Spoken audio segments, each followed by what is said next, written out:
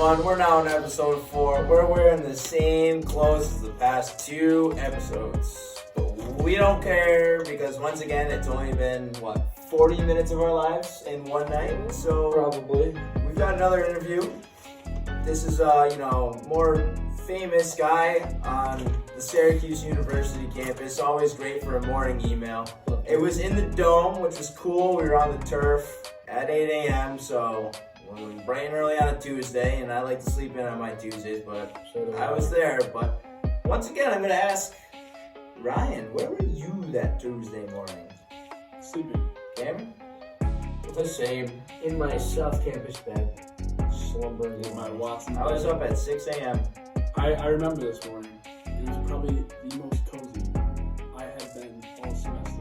And I'm so glad. Dude, it was even if you were up, it was a very cozy morning with the weather. I'm so glad. Sometimes your bed just hits different. You just can't get out of it, you know? I always get super excited when I wake up to a Pete Sala interview. What a guy. It's been a while. Did you say construction updates? No, but it had been. It had been a while. Hey everyone, Sheridan. It's getting to feel like a solo act now without, Ryan, Cam with me. But as you can see above us today, we are at the Carrier Dome for an interview with someone that is very fond of the Syracuse campus. And we're going to let him introduce himself, and he'll tell you more about himself when we get inside. Thank you guys.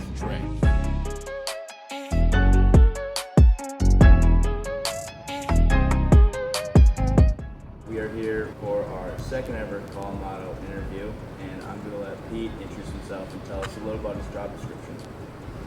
Thank you. I'm Pete Sala, Vice President for Facilities and Managing Director of the Carrier Dome. First off, what is your favorite memory or moment that you've had here at the Dome? I don't know if this is when Billy Owens ran the ball and beat West Virginia to get us to the Sugar Bowl instead of undefeated, or driving Gravedigger about 7 years ago. You ever drive the Gravedigger? Sure did. Nothing this past weekend? Not this last weekend, back in about 2013 and 14. That's cool. It was pretty good. What will happen here at the Carrier Dome? The crowd will tell you. Just what? Donnie McPherson looks to put it in. He's got Owens. Owens goes in for the two-point conversion. The Orangemen take the lead, 32-31, with 10 seconds to go in our football game. So we know that the Dome hosts a lot of concerts. What was your favorite concert? Boy, that's a tough one. If I was going to say favorite where we had actually fun during the show, it's always between Garth Brooks and Billy Joel. They're groups that travel with them. They're very personable and treat people in the venue like they're part of their team. We just have a relationship with those folks. So those were really exciting, fun, good pieces. Before we started this interview, we had a little insight that you were on stage with Billy Joel for one of the concerts. Yeah, I've actually stayed with him 3 or 4. He's been here 7 times, probably. They're good people. They're good friends. They definitely like to get the guys around the facility involved. And again, it's just a friendship. So now we're going to take the sports side. Okay. Do you have a favorite athlete from your time here? It could be any sport, from basketball, football, lacrosse. Again, it's the same thing. It's relationships that you build, and I think, Diana McPherson and I stayed very close. So Washington, we became close as well. We did a lot of things together, and Tim Green, it's just amazing to watch. It's just really cool to be part of their life as they move on. It's like a big family. It ends up being it is a big family. What would be your favorite feature of the Dome? Be from past years, be new renovation. The favorite feature maybe is not worrying about having that stress day to day, every single day, 365, 24/7, of a power failure or a mechanical failure, a roof to possibly come down. So the lights in the video are unbelievable. That video brings the 4th largest city in the United States and brings the world. It's amazing. You get a ton of people coming up saying how beautiful it is. But the lighting outside, that's been amazing. The change of lighting, tied the lighting inside and outside the area. But I think everybody's favorite product might be the air conditioning. And what it's done is it's opened our doors for the summer events. Right now I'm working on, some conference for next summer. Being able to just drive in now, it's changed it as well. So the whole setup and breakdown. I want you to talk about the phase 1 renovations. We before, but like nice little breakdown. We had like a menu of things that needed to happen that were immediate, and we had some things that we felt really helped the fan experience. So, the roof, this started out as a roof project, but it never was just a roof project, right? So, the sound and lighting, the video, we're all on top of this. We did, so 8 of the concession stands have been done. There's 6 left to do.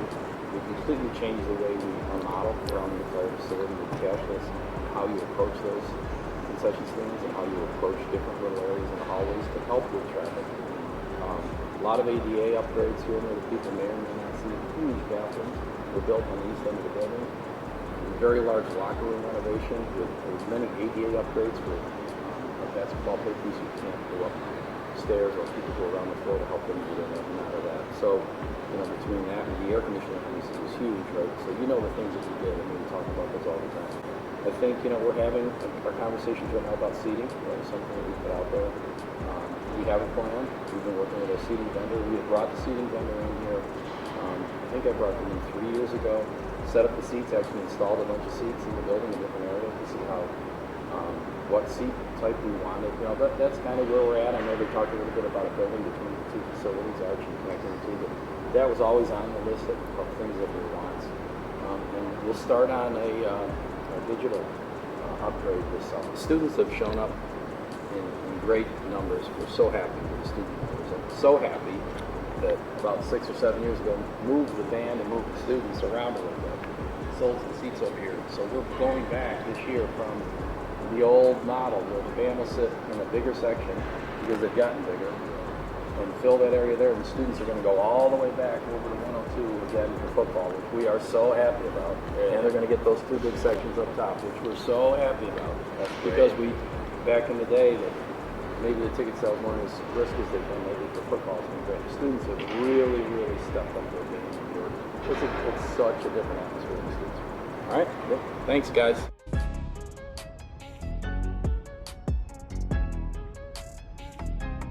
I'd like to congratulate my employee here on being nominated for the Syracuse University Student Employee of the Year. We got a good season finale coming for you next week, episode 5. It's going to be a great time. We got to tour around the Carmelo Anthony Center with Benny Williams and Najee Murray, both of the men's basketball team here at Syracuse and the women's basketball team here at Syracuse. And Mr. Cameron Miller, would you take it away? Thank you for watching this week on Call 'em Otto. Hopefully you enjoyed our interview with Pete Sala, and hopefully you guys enjoy next week with Benny and Najee.